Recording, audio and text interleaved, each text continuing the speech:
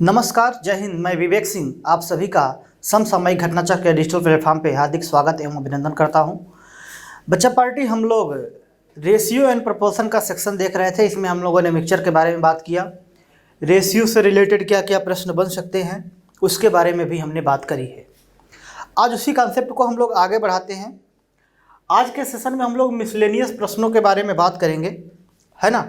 ऐसा नहीं है कि रेशियो के सारे सेक्शन खत्म हो गए, अभी एज है, प्रोपोर्शन है, सबके बारे में बात होगी। उसके लिए आप लोग निश्चिंत रहिए। लेकिन स्पेशली अगर हम रेशियो का जो टॉपिक है उसके संदर्भ में बात करें तो आज मिसलेनियस के सेक्शन के बारे में बात करेंगे। मिसलेनियस का मतलब ही होता है मिलावट। मतलब इसमें ढेर सारे टाइप के क्वेश्चन बन जाते हैं अलग अलग टॉपिक से। जैसे हम टाइम एंड वर्क का क्वेश्चन कहीं ना कहीं पढ़ रहे होंगे, इसमें भी आ जाएंगे, है ना। प्रॉफिट लॉस के क्वेश्चन हमको दिखते हैं प्रॉफिट लॉस में, इसमें भी आ सकते हैं। परसेंटेज के क्वेश्चन परसेंटेज में तो होते हैं, लेकिन कुछ क्वेश्चन रेशियो से भी बन जाते हैं, तो उसी को बोलते हैं मिसलेनियस। हमने बहुत ज़्यादा क्वेश्चन तो नहीं लिया, हर एक टॉपिक से क्वेश्चन तो नहीं लिया, लेकिन जितना पॉसिबल है ना, एक क्लास में उतना हम कराने की कोशिश कर रहे हैं आपको। देखिए, सबसे पहले क्वेश्चन से हम लोग शुरुआत करते हैं। आज का जो पहला प्रश्न है कि कुल आय का वितरण, है ना, वितरण का मतलब होता है बंटवारा। पुरुष और महिला का अनुपात 6:5 है, जबकि प्रत्येक पुरुष और महिला की आय का अनुपात 2:3 है। तो पुरुष और महिलाओं के बीच का अनुपात क्या है, मतलब पुरुष और महिला कितना है, इनके बारे में बात किया गया है। बड़ा बेहद ही आसान प्रश्न इसको हम लोग बोल सकते हैं, लेकिन अगर कंसेप्ट नहीं समझ में आएगा तो बात मुश्किल में पड़ जाएगी। देखिए, कुल आय का वितरण पुरुष और महिला का कितना है भैया, 6:5 है। वितरण का मतलब हमने पहले वही बोला कि बंटवारा होता है।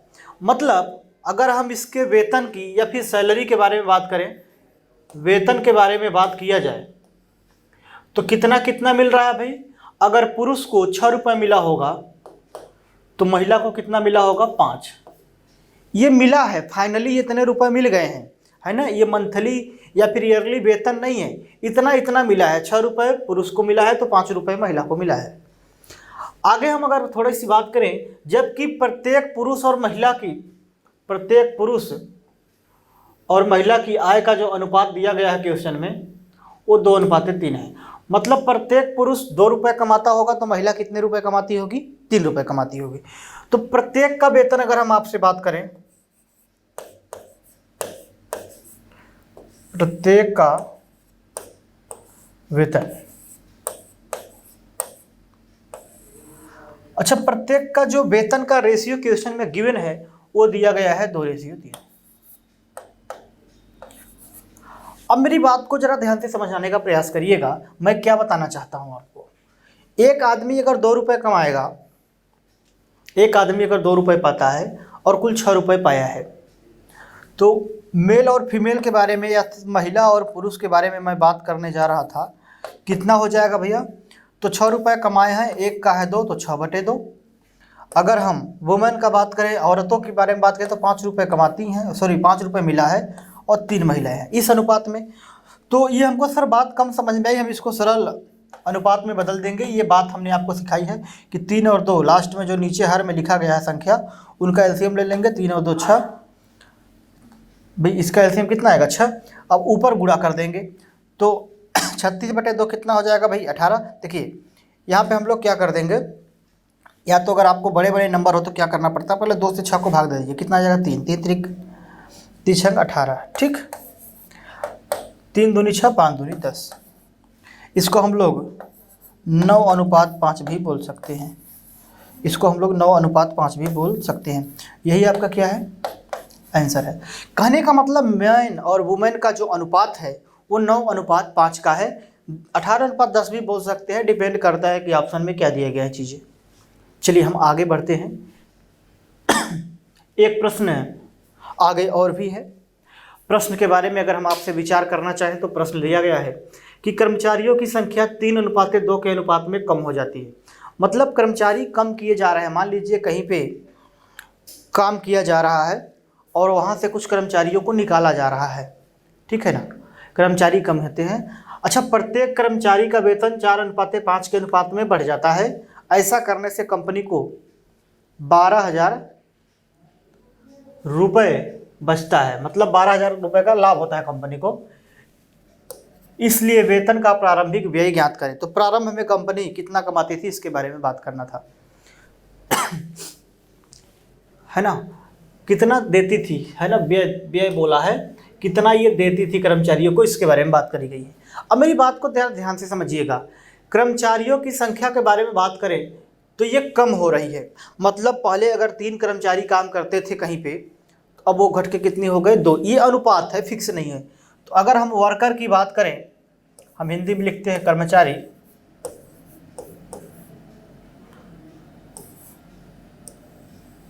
तो कर्मचारी का जो अनुपात है वो 3 से कितना हो गया, 2 हो गया। मतलब कर्मचारी कम हो गए। अच्छा, अगर इनके वेतन की बात किया जाए, अगर हम कर्मचारियों की वेतन की बात करें तो वेतन बढ़ा है। पहले इनका अनुपात 4 था, अब 5 हो गया है।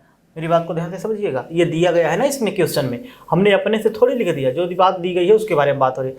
तो कर्मचारी 3 से 2 हो गए, वेतन 4 से 5 हो गया। मतलब वेतन बढ़ा है और कर्मचारी कम हो गए। अब मेरी बात को जरा ध्यान से समझिएगा। मान लीजिए पहले 3 कर्मचारी थे, ठीक है, 3 वर्कर थे और वेतन 4 रुपये रहा होगा, 4 वेतन रहा होगा। तो 3 कर्मचारी मिलकर 4 रुपये के हिसाब से 12 रुपये मिलता होगा। मतलब कंपनी को 12 रुपये इन्वेस्टमेंट करने पड़ते होंगे, 12 रुपये देने पड़ते होंगे पूरे कर्मचारियों को। अब क्या है, ये कर्मचारी केवल 2 बचे हैं, अब दे रहा है ये 5 रुपये। फिर भी अगर 5 दूनी कितना, 10। अब कंपनी को कितना देना पड़ रहा है, सिर्फ और सिर्फ 10।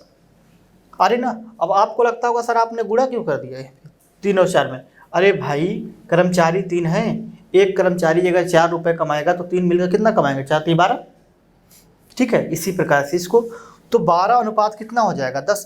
पहले कंपनी 12 रुपये खर्च करती थी, अब कंपनी कितना खर्च कर रही है, 10 रुपये। कंपनी को कितना बच रहा है, अगर हम आपसे बात करें कि कंपनी को कुल कितना बच रहा है सर, तो 12 से 10 खर्च कर रही, 2 बच जा रहा है। क्वेश्चन में बोला है कि 2 नहीं बच रहा है, इसका मान दिया गया है 12,000। तो एक का मान कितना, 6,000 बोला है। तो इसलिए कंपनी का प्रारंभिक व्यय क्या था, अरे कंपनी का प्रारंभिक व्यय 12 था, एक का मान अगर 6,000, तो 12 का मान, इसमें 12 का गुणा कर दीजिए, 72, और कितने जीरो हैं भैया, 3 जीरो। ये आपका क्या हो जाएगा, आंसर हो जाएगा। आ रही ना बात समझ में, बड़े प्यार से बात समझ में आए कि बहुत स्लोली मैं क्लास को आगे की ओर बढ़ा रहा हूँ, जिससे आप चीज़ों को बहुत सिस्टमेटिक तरीके से, अच्छे तरीके से समझ पाएँ। उम्मीद करते हैं कि ये प्रश्न आपको ज़रूर समझ में आया होगा, ठीक है। चलिए हम सेशन को आगे की ओर लेकर चलते हैं। हम देखेंगे कि और भी क्या क्या संभावनाएं हो सकती हैं मिसलेनियस वाले क्वेश्चंस में। अगला प्रश्न है, एक सोने की कीमत सीधे उसके वर्ग के समानुपाती है। यहाँ पे उसके वजन के वर्ग के समानुपाती हो। यहाँ पे लिखिएगा थोड़ा सा, उसके और वर्ग के बीच में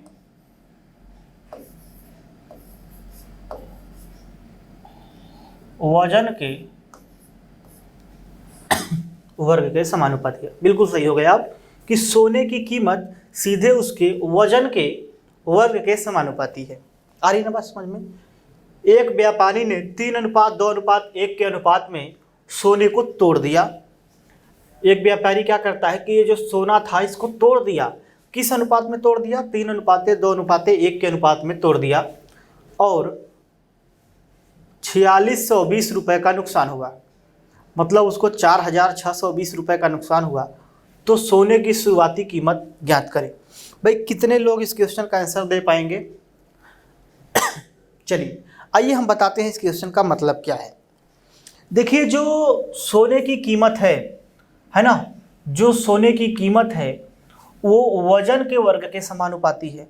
मतलब ये जो प्राइस है, मूल्य, ये जो प्राइस है ये क्या है, समानुपाती है, डायरेक्टली प्रोपोर्शनल है किसके, वेट के, मतलब वजन के स्क्वायर के, वजन के वर्ग के, लिखा है ना वजन के वर्ग के।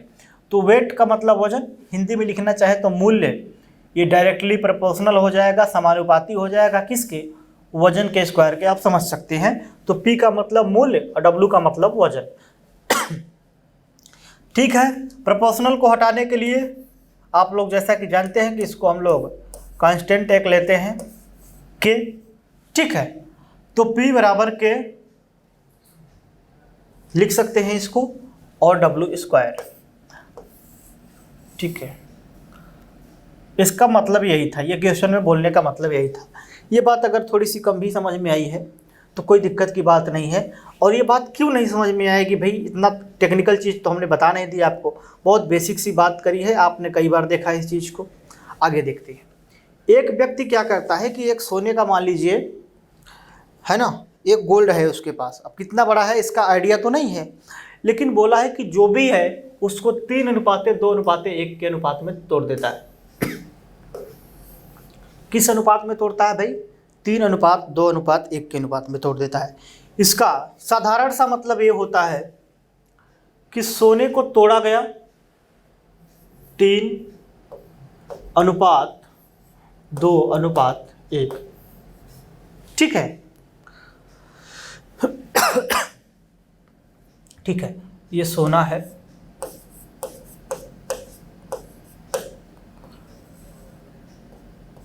ठीक। सोने को तोड़ा गया 3:2:1, तोड़ने वाले की बात कर रहा हूं। तब इसका मूल्य क्या रहा होगा भैया? तब इसका अगर हम मूल्य बताएं कि कितना रुपए इससे निकलेगा, तो आप बताओ। वर्ग के बराबर है, मतलब जो प्राइस है वजन के वर्ग के बराबर है। तो अगर सोना 3 यूनिट का है, 3 kg का है, तो कितने रुपए मिलेंगे? 3 का वर्ग कितना? अरे 9, मतलब 3 किलो सोना 9 रुपए का हो जाएगा। अरे समझने के लिए, 3 किलो सोना 9 रुपए का नहीं मिलेगा, परेशान मत हो, है ना। इसके बाद ये भी भाई टुकड़े हैं सब सोने के ही, तो 2 का वर्ग कितना हो जाएगा? 4, और 1 का वर्ग कितना हो जाएगा? 1 ही रहेगा। अब मैं आपको ये बताना चाहता था कि अगर सोना ये टूटा था तो कुल कितने रुपए मिले इसको? तो 9, 4, 13, 1, 14 रुपए।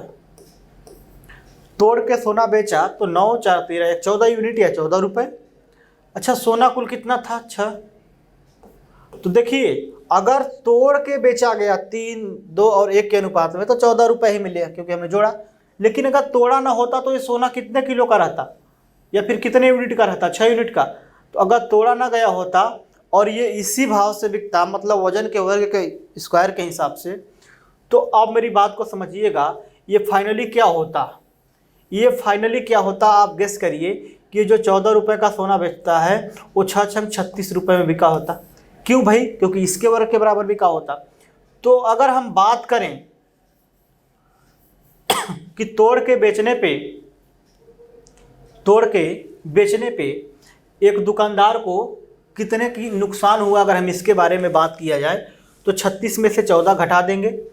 भाई होगा कि नहीं होगा? अंतर निकाला जाएगा। तो 36 में से 14 को घटाएंगे तो 6 में से 4 को घटा देंगे तो कितना आ जाएगा? 2 आ जाएगा। और 3 में से 1 को घटाएंगे तो 2 आ जाएगा, मतलब 22 का नुकसान हो जाएगा। अरे भाई 22 का नुकसान हमारे हिसाब से, ठीक है। और क्वेश्चन में कितना दिया गया है? 46:20। तो सोने की शुरुआती कीमत बताइए। 22 के मान 46:20, तो 1 का मान कितना? 4620 डिवाइड बाई 22। लेकिन शुरुआती कीमत कितना रही थी भाई? शुरुआती कीमत 36। अगर टूटी ना होती तो 36 में बिकती, इंटू कितना? 36 बराबर, जब आप इसको सॉल्व करेंगे तो 11 दूना 22, 7560। ठीक है, कैसे हो गया? ये बात कैलकुलेशन का है, आप लोग बैठ के करिएगा, बड़े प्यार से आ जाएगा, है ना। इतना फास्ट आपको कैलकुलेशन करना पड़ेगा, तब जाके काम होगा। उम्मीद करते हैं कि आप इस बात को अच्छे तरीके से समझ पाए होंगे, है ना। सेशन को आगे बढ़ाया जाए। चलिए हम सेशन को आगे की ओर लेकर चलते हैं। हम और भी बात करेंगे कि क्या क्या चीज़ें इसमें पढ़नी है। कहीं ना कहीं आप इसको उम्मीद करते हैं कि जल्दी जल्दी फ़ोटो खींच लीजिए, स्क्रीनशॉट ले लीजिए, हम अगले क्वेश्चन की ओर बढ़ेंगे। इसी टाइप का एक प्रश्न और भी आपके स्क्रीन पे दिख रहा है। मेरी बात को ध्यान से समझने का प्रयास करिएगा कि ए बी के धन के नहीं घन के होगा, व्युत्क्रमानुपाती है। ये धन नहीं घन है, ये घन का मतलब क्या, क्यूब है ना। घन घन के, यहाँ पे के कर लीजिएगा। घन के भी उत्क्रमानुपाती है। यदि a बराबर 3 b बराबर 2 है तो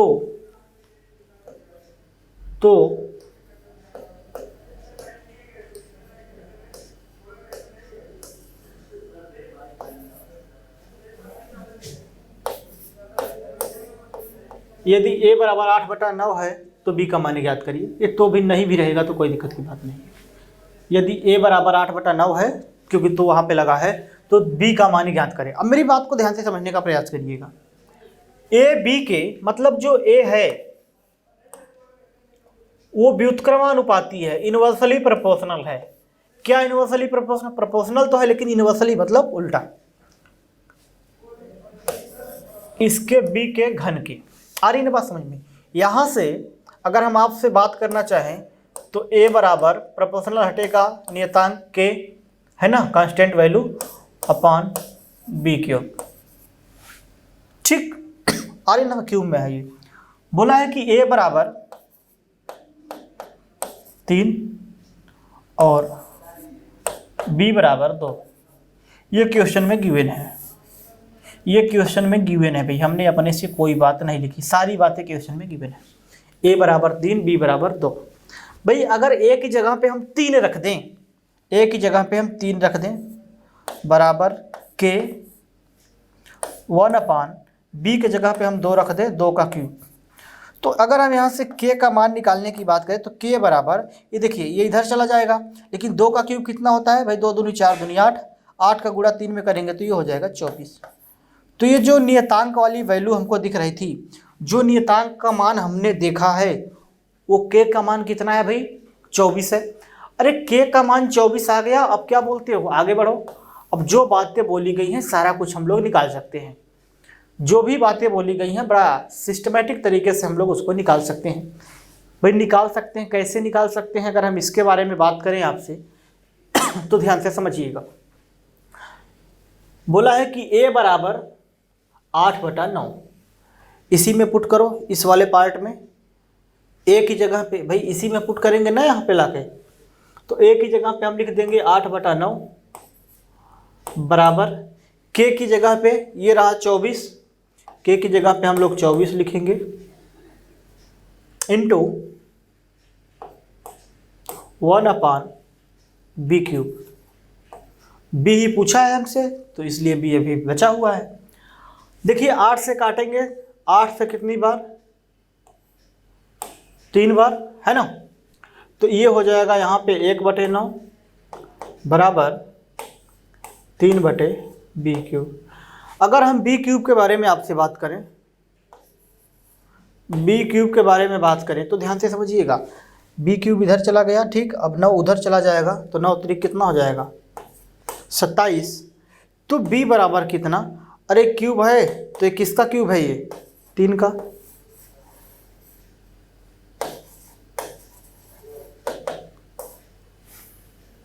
मुस्कुराइए।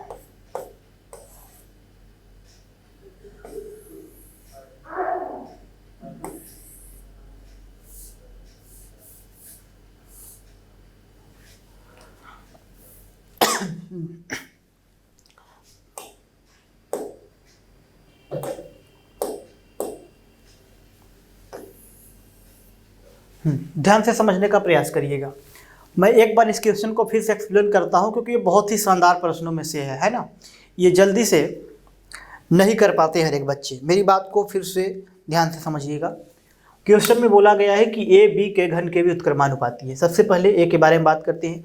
ये क्या है a? ये b के इन्वर्सली प्रोपोर्शनल है, किसके घन के, b के घन के इन्वर्सली प्रोपोर्शनल।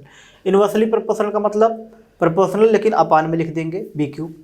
यहाँ से अगर हम बात करें तो अगर इस प्रोपोर्शनल को हटाएंगे तो a बराबर क्या लिखेंगे, k 1/b क्यूब। a और b का मान दिया गया है कि a बराबर 3 है, b बराबर 2 है, ठीक है भाई। a की जगह पे हम 3 रख देंगे तो a की जगह पे हमने 3 रख दिया, बराबर k था, कोई दिक्कत नहीं। बी की जगह पे हमने 2 रख दिया। इस बिहेव पे हम k बराबर, देखिए 2 का क्यूब 8 होता है, 8 त्रिक 24, तो k का मान कितना आ गया, 24 आ गया। 75 करने पे k का मान 24 आ गया। उसके बाद बोला है कि यदि a बराबर 8/9 होता तो b का मान क्या होता। तो अरे भाई a की जगह पे इसी वाले में हमने क्या किया कि a की जगह पे 8/9 लिखा, बराबर k की जगह पे 24 लिख दिया, इंटू 1/b³। 8 से काटा 3 बार, ठीक है, तो 8 पूरा कट गया, बचा कितना 1/9 बराबर ये 3 × 1 3/b³, ठीक है। b³ को उधर लेकर जाते हैं तो b³ बराबर 9 त्रिक 27। अरे b³ बराबर 9 त्रिक 27, लेकिन हमसे b³ थोड़ी पूछा, हमसे पूछा b। इस बिहेव पे b बराबर कितना आ जाएगा 3, और यही आपका एग्जैक्ट आंसर हो जाएगा। आ रही ना बात समझ में? बोलो भाई, कोई दिक्कत परेशानी नहीं होनी चाहिए, ठीक है। चलिए हम सेशन को आगे की ओर लेकर चलते हैं और देखेंगे क्या क्या प्रश्न हो सकते हैं। एक बहुत ही प्यारा सा प्रश्न आपके स्क्रीन पे दिख रहा है। प्रश्न ये बोला है कि पृथ्वी पर भूमि और जल का जो अनुपात है 1:2 है। पृथ्वी पे मान लीजिए भूमि अगर 1 है, मतलब मिट्टी वाला क्षेत्र अगर 1 है, तो पानी वाला क्षेत्र कितना है भैया, 2 है। उत्तरी गोलार्ध का जो अनुपात है 2:3 है, तो दक्षिणी गोलार्ध का अनुपात क्या होगा। सबसे पहले हम आपको एक पृथ्वी बनाते हैं।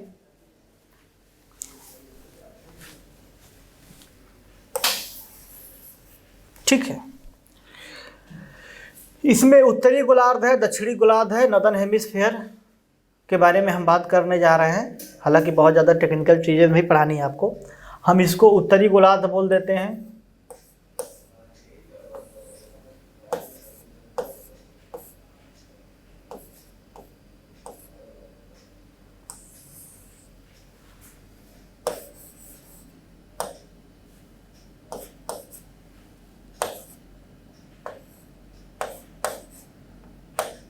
आ रही ना बात समझ में? मतलब उत्तरी गोलार्ध, उत्तर को क्या बोलते हो नॉर्थ, इसको south, northern hemisphere south hemisphere, ठीक। मैं आपसे ये बोल रहा था, ऊपर वाले को हमने उत्तरी गोलार्ध माना, नीचे वाले को हमने पृथ्वी को बीचों बीच 2 पार्ट से तोड़ा, काट दिया इस तरीके से, इसको हमने पृथ्वी बोला और 2 पार्ट में इसको तोड़ा। ऊपर वाले को हमने उत्तरी गोलार्ध बोला, नीचे वाले को हमने दक्षिणी गोलार्ध बोला। पृथ्वी पर जो भूमि और जल का अनुपात था 1:2 था, वो अलग की बात है। उत्तरी गोलार्ध का जो अनुपात है, इसका जो अनुपात है वो 2:3 है। मतलब उत्तरी गोलार्ध में पानी अगर 2 है और भूमि अगर 2 है तो पानी कितना है, 3 है। अच्छा, इसको करने के बहुत सारे अप्रोच हो सकते हैं। जैसे मैं मान लूँ कि पूरी पृथ्वी का जो क्षेत्रफल है ए है, मैं मान लिया कि पूरी पृथ्वी का क्षेत्रफल कितना है भैया, ए है, तो उत्तरी गोलार्ध का कितना हो जाएगा, a/2, दक्षिणी गोलार्ध का भी a/2, आधा आधा बट जाएंगे। लेकिन यार ये क्वेश्चन कॉम्प्लिकेटेड क्यों बनाना। मेरी बात को अगर ध्यान से समझने का प्रयास करें और एक बात अपने माइंड में आप कंठस्थ कर लें, एक बात आप हमेशा के लिए ध्यान रख लें, इस तरीके से जाओगे 3 बार मैं स्लाइड बढ़ाऊंगा तब जाके कंप्लीट होगा, ठीक है। अब मेरी बात को अगर ध्यान से समझने का प्रयास करें तो सबसे पहले स्टेटमेंट को हमको ध्यान से देखना होता है। पृथ्वी पर भूमि और जल का अनुपात 1:2 है। इस वाले लाइन को पढ़ो, 1:2, 1:2, 1 और 2 जोड़ दीजिए, 1 और 2 3।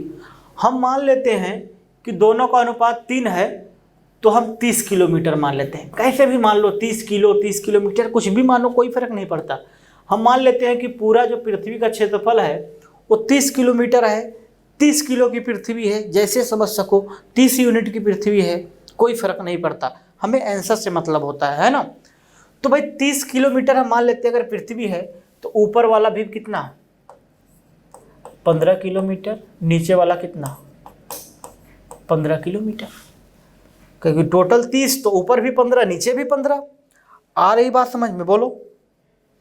अगर तुम इस बात को प्यार से समझ पा रहे हैं तो मेरी बात को ध्यान से समझने का प्रयास करना। एक और मैं बात बताने जा रहा हूँ भाई, ऊपर वाला अगर 15 किलोमीटर है। अच्छा, ऊपर वाले का अनुपात 2:3 है, दोनों मिला के 3 और 2 5। 5 की वैल्यू,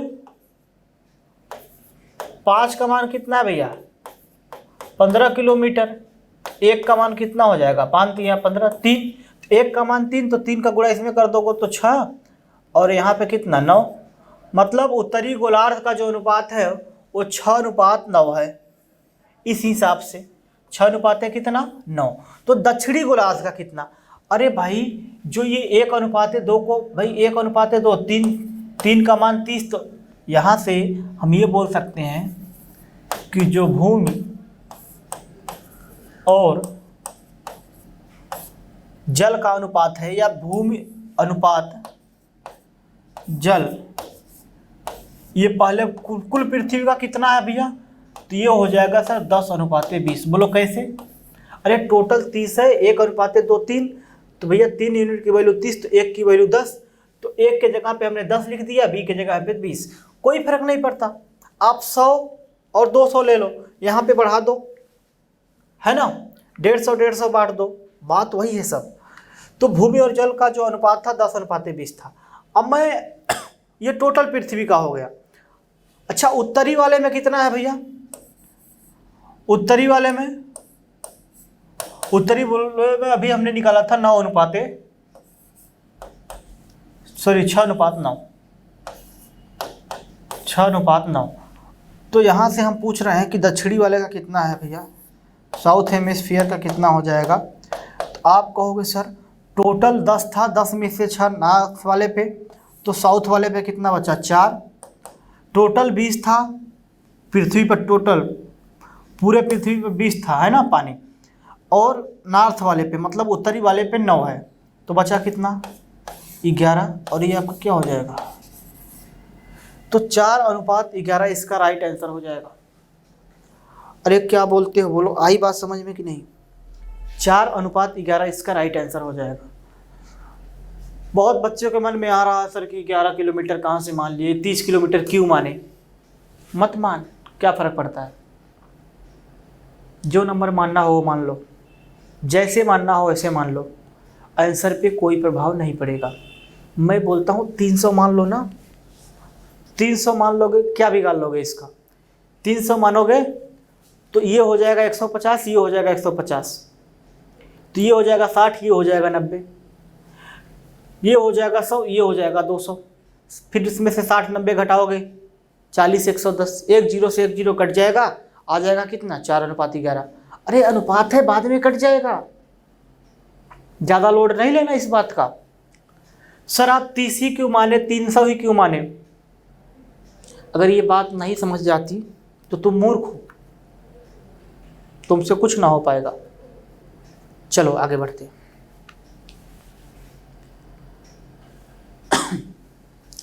हम अगले प्रश्न की ओर बढ़ रहे हैं, ध्यान से समझने का प्रयास करिएगा। एक ही ऊंचाई की 2 मोमबत्तियां एक ही समय में रोशन की जाती हैं। कितना टेक्निकल बात बोला है प्रश्न में। मैं समझाना चाहूँगा इस बात को कि एक ही ऊंचाई की 2 मोमबत्तियां हैं भाई,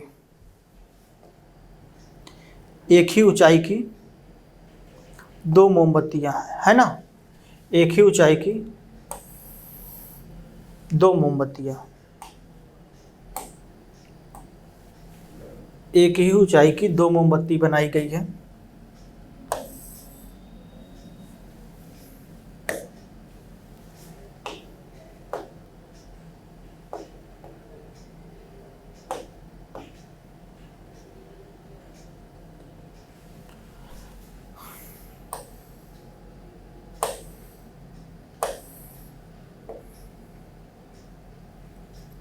एक ही ऊंचाई के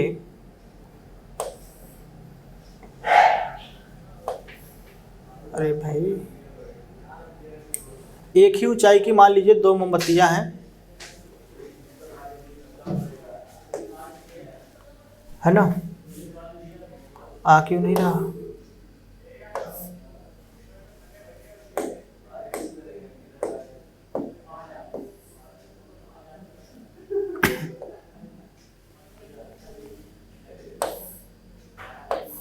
क्या हो गया भाई?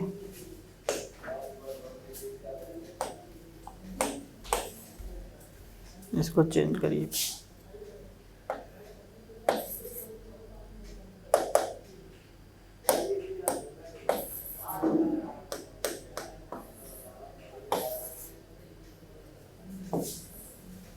ध्यान से समझिएगा, एक ही ऊंचाई की जब दो मोमबत्तियां हैं, ठीक है,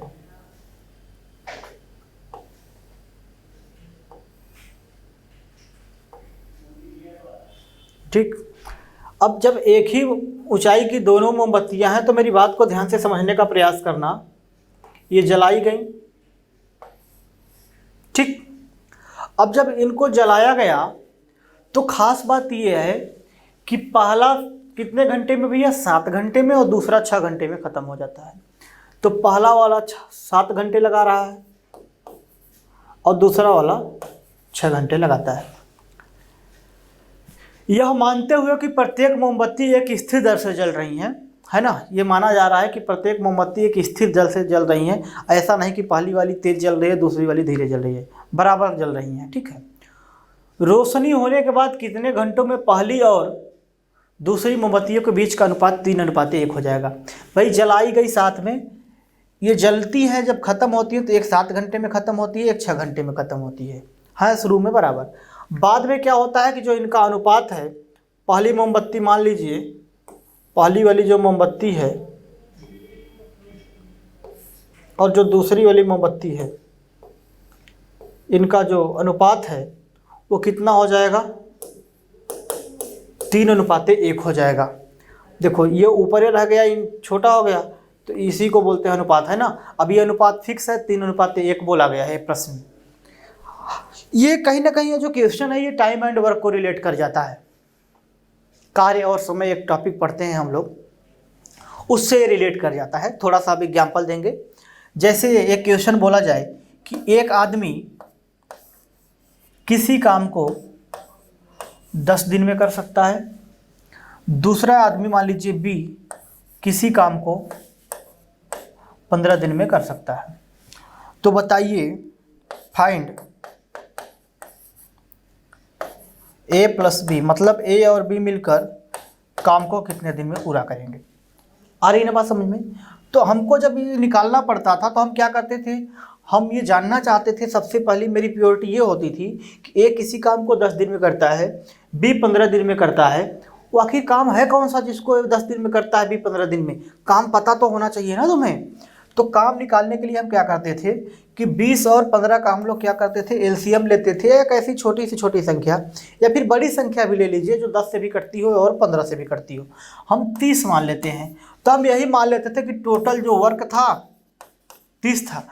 यही जो 30 काम था जिसको ए 10 दिन लगाता था, बी कितने दिन लगाता था? 15 दिन लगाता था। अरे बताओ, किसी काम को मतलब जो काम 30 है वो 10 दिन लगा रहा है, तो अगर हम इसकी कार्य क्षमता की बात करें कि कितना पर डे काम करता था, तो भैया ये 3 काम करता था। टोटल 30 काम थे, 10 दिन लगाया, 30/10 कर देंगे, 3 काम पर डे। ये 15 दिन में कर रहा है, इसका मतलब ये पर डे 2 काम करता है। तो जब हम टोटल वर्क को डे से डिवाइड करते हैं तो इफ़िशियंसी निकल के आती है, कार्य क्षमता। एक बात बिल्कुल फिक्स हो जाता है कि जो ज़्यादा काम करेगा कम समय लगाएगा, जो कम काम करेगा वो ज़्यादा समय लगाएगा। ये उल्टा चलते हैं। अब यहाँ से देखो, ए पर डे 3 काम, बी 2 काम, दोनों मिलाकर कितना काम पर डे? 5 काम। तो ए और बी मिलके 30 काम करना था, दोनों मिलके 5, तो 6 दिन में कर देंगे। लेकिन मुद्दा ये नहीं है सर, मुद्दा ये है ही नहीं। मुद्दा तो कहीं ना कहीं दूसरा बनता है। हम इसके बारे में बात करने जा रहे हैं आपसे कि क्वेश्चन क्या करना है, क्वेश्चन में पूछा क्या गया है। अब इस क्वेश्चन पे आते हैं। सेम क्वेश्चन ये भी है कि मान लीजिए एक मोमबत्ती 7 घंटे में जलती है, एक मोमबत्ती 6 घंटे में जलती है। अरे दोनों मिला के कितने घंटे में जल जाएंगी? 7 × 42। टोटल मान लीजिए 42 सेंटीमीटर की मोमबत्ती थी, जिसको जलने में 7 घंटा पहले लगता था, बाद वाली को 6 घंटा लगता था।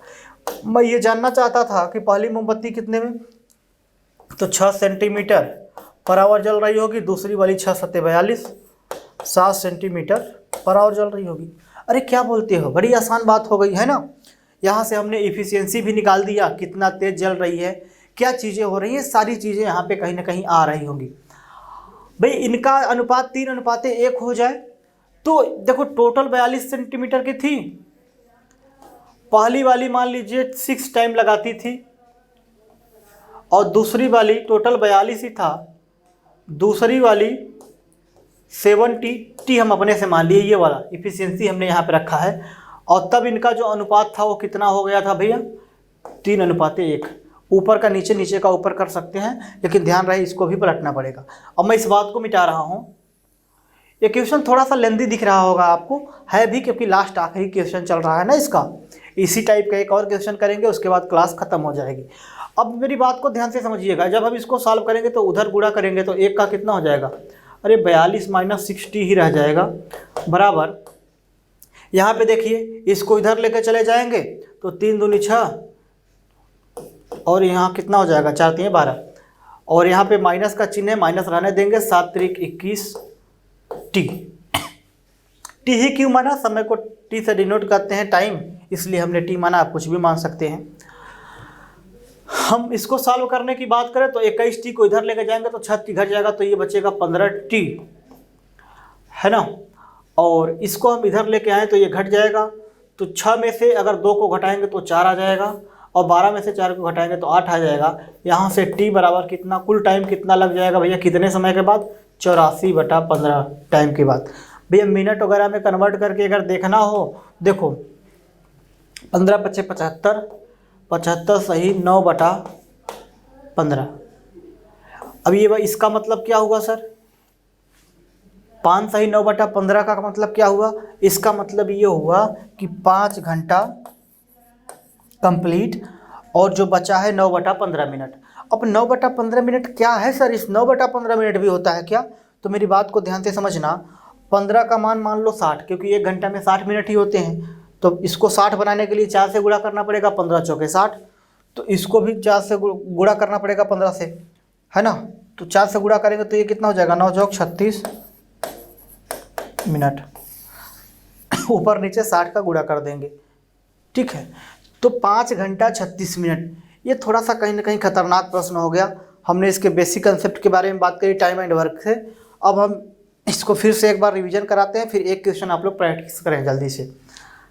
देखिएगा, बोला है कि एक मोमबत्ती है, बराबर ही मोमबत्तियां हैं, है ना, मतलब एक ही काम को करने की बात कर रहा है, काम बिल्कुल सेम है, जिसको करने की बात करी जा रही है।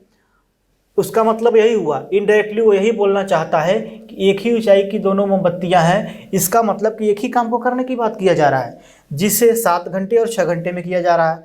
7 6 42 मोमबत्ती है, इसलिए हम सेंटीमीटर मान लीजिए कि 42 सेंटीमीटर की मोमबत्ती थी।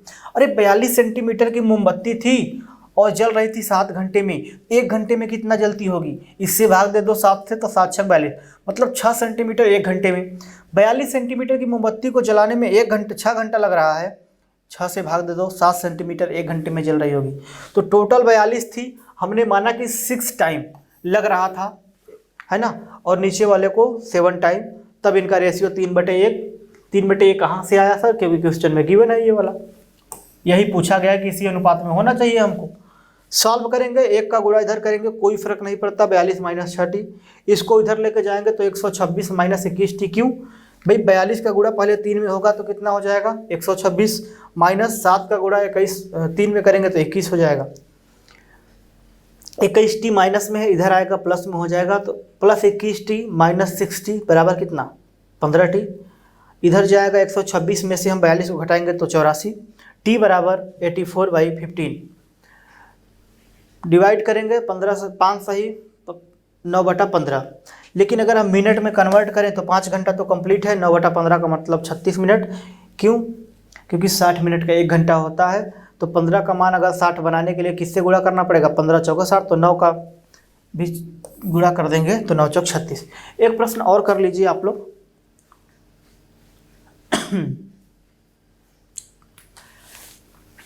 एक ही ऊंचाई की 2 मोमबत्तियां एक ही समय में रोशन की जाती हैं, पहला 3 घंटे में, दूसरा 1 घंटे में खत्म होता है। यह मानते हुए कि प्रत्येक मोमबत्ती एक स्थिर दर से जलती है, तो रोशन होने के कितने घंटे के बाद पहली और दूसरी मोमबत्तियों के बीच का अनुपात 2:1 हो जाएगा। प्यारा प्रश्न है, जो प्रश्न हमने अभी कराया है कहीं ना कहीं सेम क्वेश्चन बन जाता है।